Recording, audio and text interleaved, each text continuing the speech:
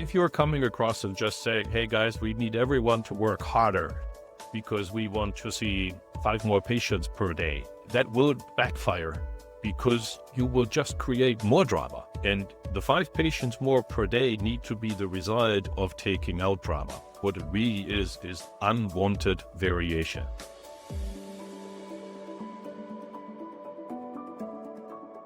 Welcome to the operating system. I'm Andy Milkowski. This show is for people who are running complex operations who don't necessarily have the time for theory. They're interested in people and what they're doing that are operating at an elite level. So whether you're running a imaging center, radiology department, or optimizing a complex operation, this show seeks to uncover what separates good from truly world-class operations. I have the privilege today to have Michael Wendt with me.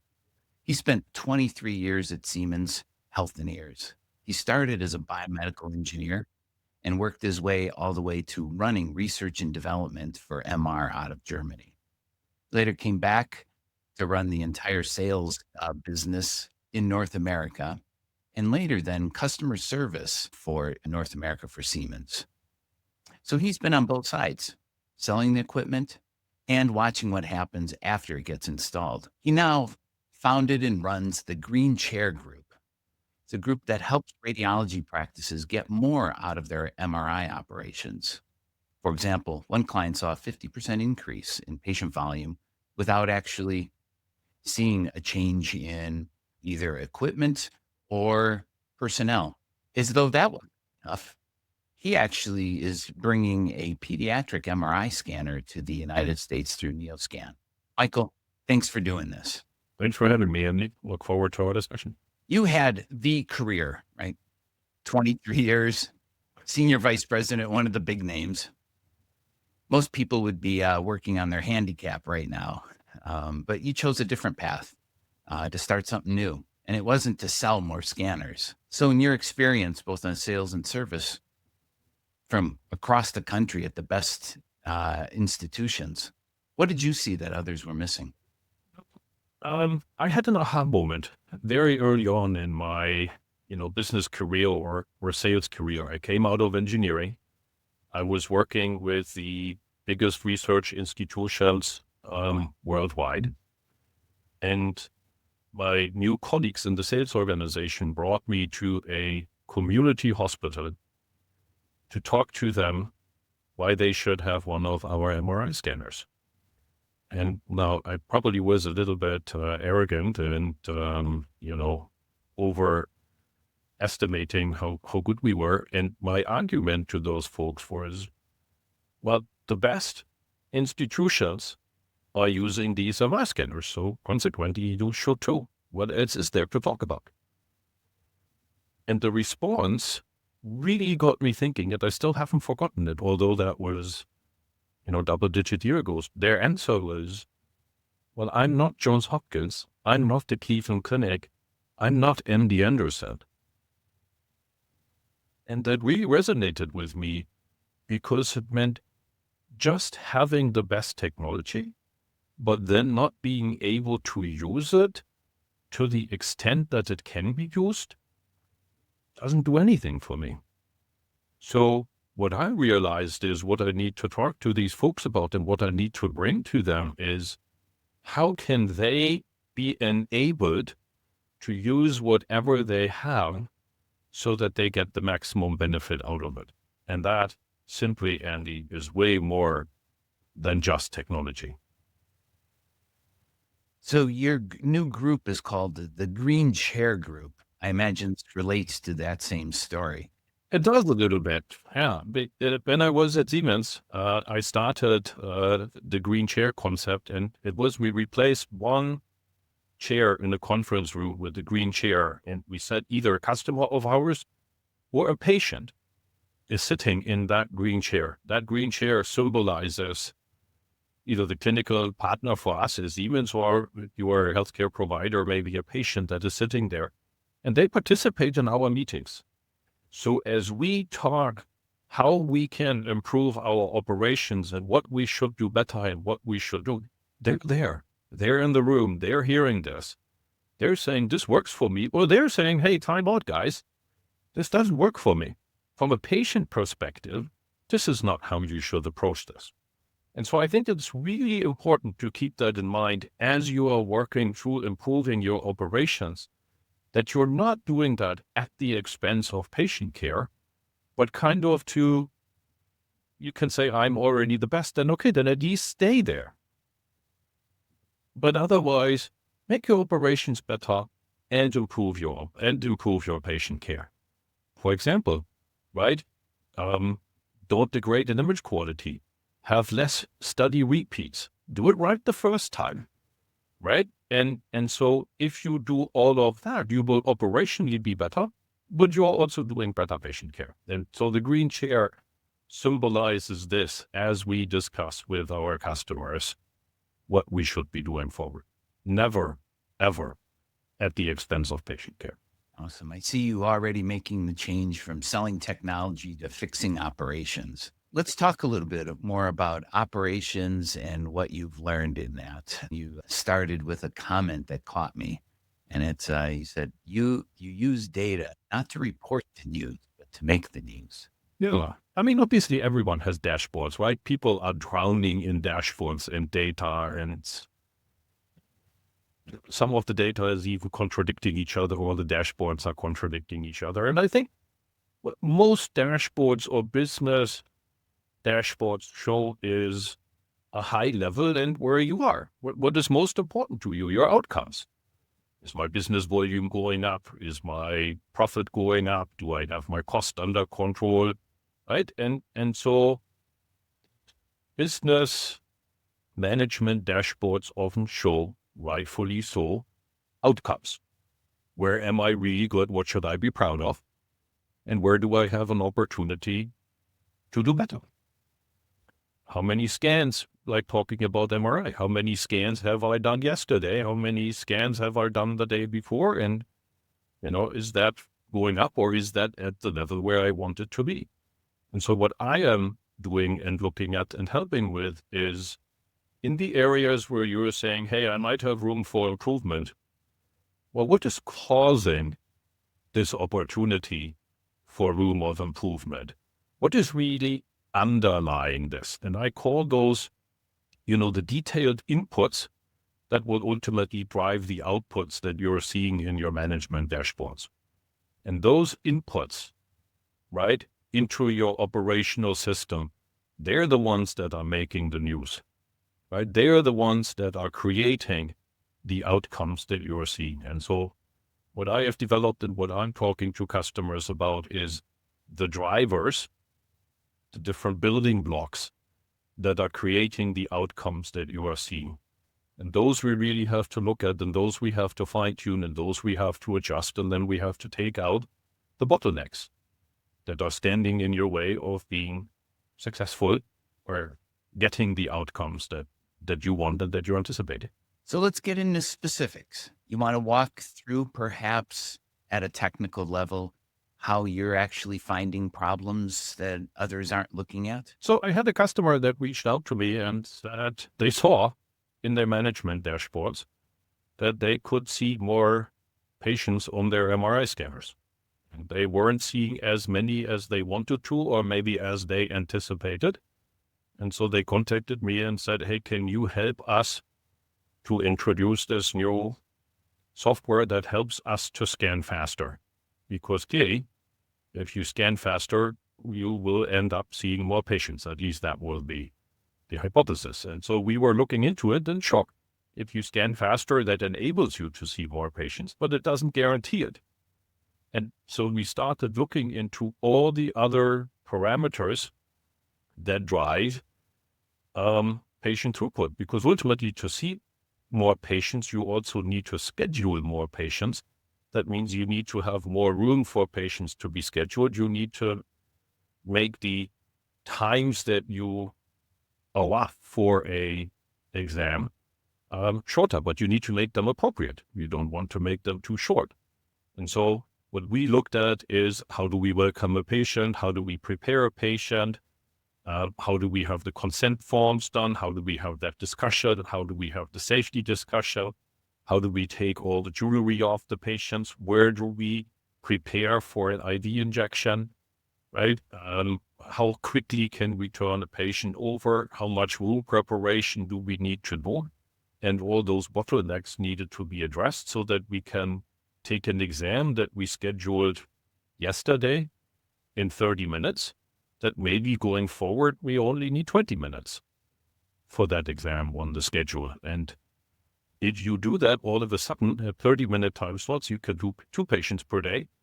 At 20 minutes, at least in theory, you can do 3 patients a day. So you're already growing your patient volume by 50%.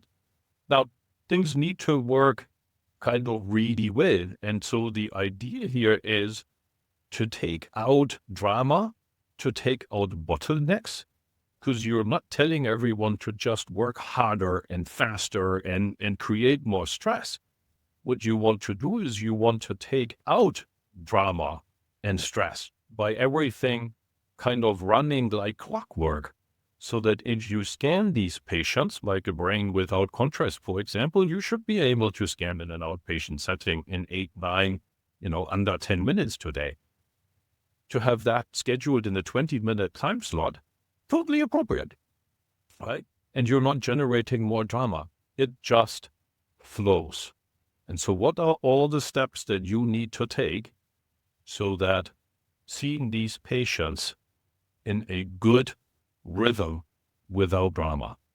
That's the idea. That's the discussion. And just for the audience's sake, what are some things that you have actually seen change as examples, whether it was jewelry or contrast or other, as a before practice versus an after practice, that helped reduce some of that variation associated with an exam? So how do you prepare the patient and who does what?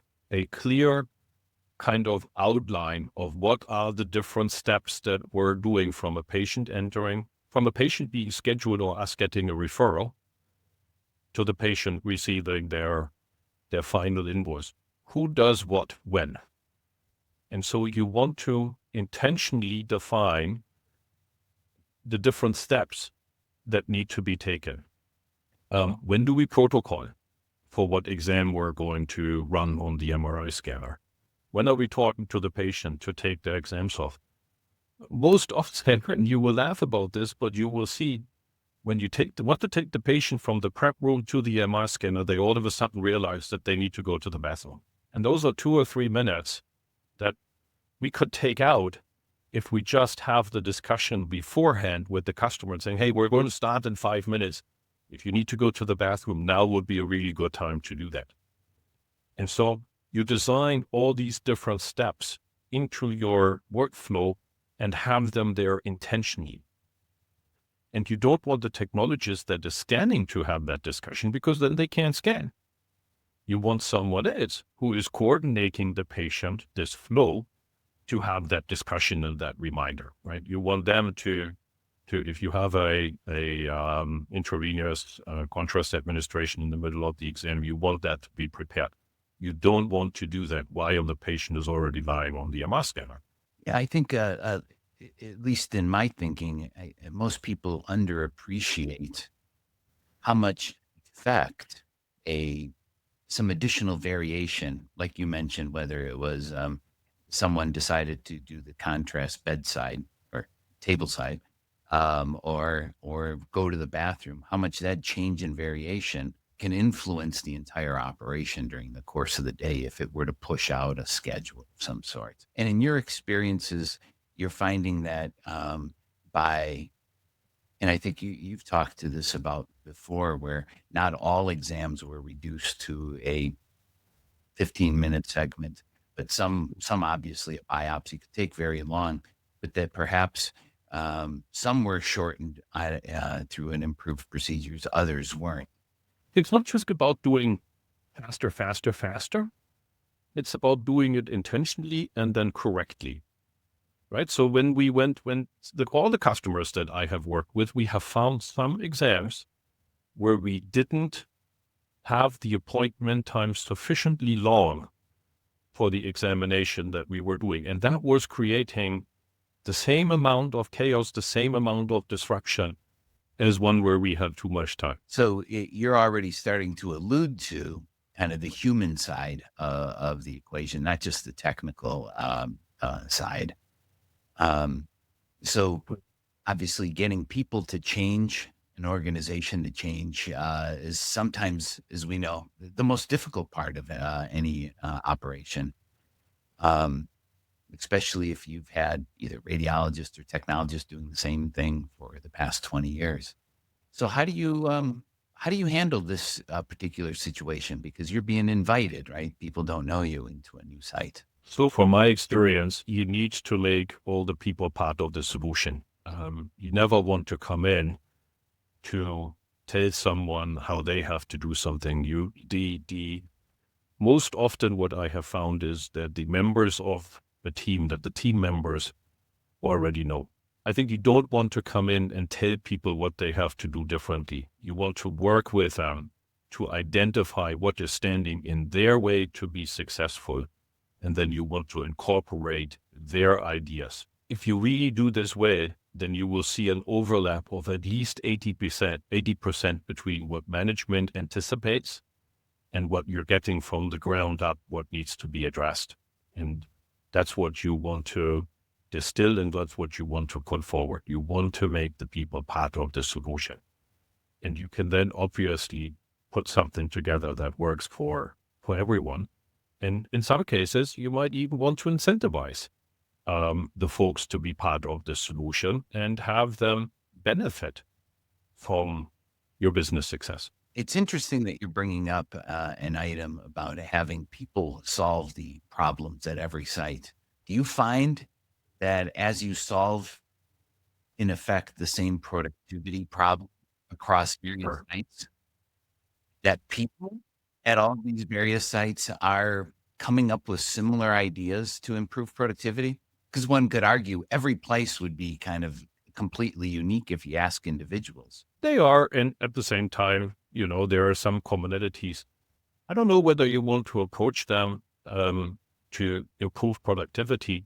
What you want to make them part of is making their life better, taking drama out of their life, taking bottlenecks out of their workflows, right? Making their work environment less stressful and more predictable.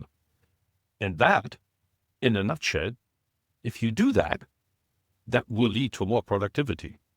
And so you are having the discussion with them. What is standing in your way of being more successful? What is causing stress? What is causing drama? What is causing delays for this organization that we could eliminate? And if we would only do this, that, and the other, then it would be better. And they are fundamentally the ideas that will then also result in more throughput, more productivity. But also what I have found in less not ideal image results, right? In study repeats where you didn't create the diagnosis that you were hoping for, where you didn't create the image quality that you really needed. Right? What you want to reduce is unwanted variation, that something isn't prepared, that something isn't there, that someone has to now, oh dear, how am I going to deal with this situation? Because this situation is not how it's supposed to be. How many of those do you have per day? How many ever you have, to achieve more productivity, you want to have less of that. And that's what your folks will be able to help you with. Yeah, I'm hearing from you, and I didn't think about this initially, was that you're optimizing the process to prevent this variation, not only operationally for all the different types of exams, but also a major source of variation is just not getting the exam done correctly the first time, or not ideally the first time. That's a major source of problem. I know that radiologists like the images, the outcomes from the MR scanner or the CT scanner or whatever you're looking at to come in a specific format, to have a specific contrast, right? So that they can just go through their routine. Every time that is different. Every time it's not the routine, but every time it is a one-off examinations, that is throwing them off. That is making things more complicated for them. So proper workflow also means that it is coming to the radiologists in the way and format and quality how they anticipated, how they have defined it. And yes, there might be differences between different groups of how they like to do it, what their specialty is. That's totally okay. Each group then defines, here is how we're doing it, and then we're sticking to that until we change our mind and we have a better way of doing it. This repeatability, this quality of care that we are subscribing to, yes, that is what we're after. I hear you talking about getting people together to make their lives less stressful, right? So you obviously are going to have meetings. I can imagine a room with sticky boards and that kind of sticky notepads and everything. I always, in the back of my mind, think about inherent resistance people have or suspicion they have if you want to start taking data. Have you encountered that, and how you got around that? They are afraid that you are using, or someone is using this data to sneak up on them. And so what my philosophy has always been is, I will show you what I'm looking at as well. There is no sneaking up. We can both see this because we're both interested in taking out drama, right? If you're a Six Sigma person, you would call it waste, right? That's what Toyota wanted to take out of their system to be successful, and they make the people in the Gemba, in the shop floor, part of the solution. So same thing here. I'm not trying to sneak up on you. I'm showing you where we are, and I want to reduce your drama. Why did we need 10 minutes to get this patient ready? What could we have done better so that you didn't have to, deal with these 10 minutes of drama, so to say, right? And then make it transparent. Show the folks where we are and pour out praise where we're seeing the improvements. And it is not just one knob that you turn. Oh, now we're scanning faster. Most likely this is coming down to adjusting 10, 15, 20 things that are all coming together, right? What I see often is that the scheduling personnel kind of somehow needs to decide what kind of exam they're scheduling for.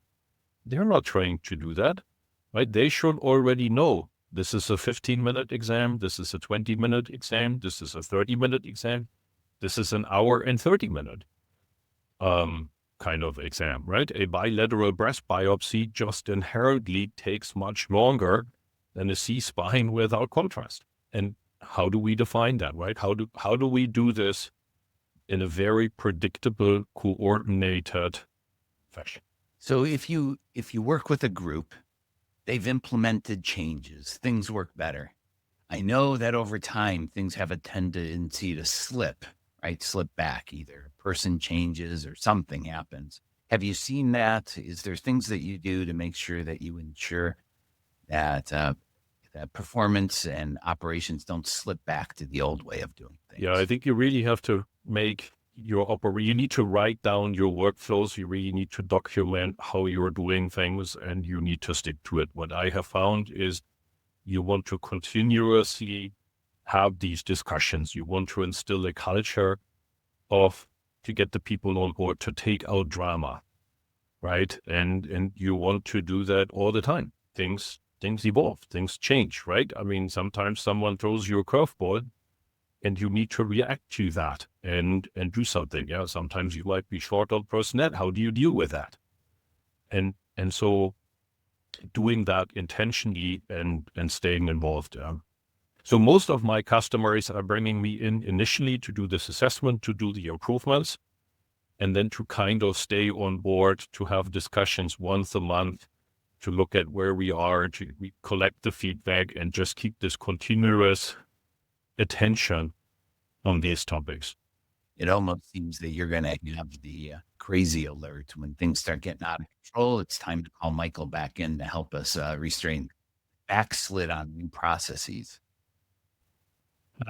Yeah, I mean, it's just a facilitator at that point in time, right?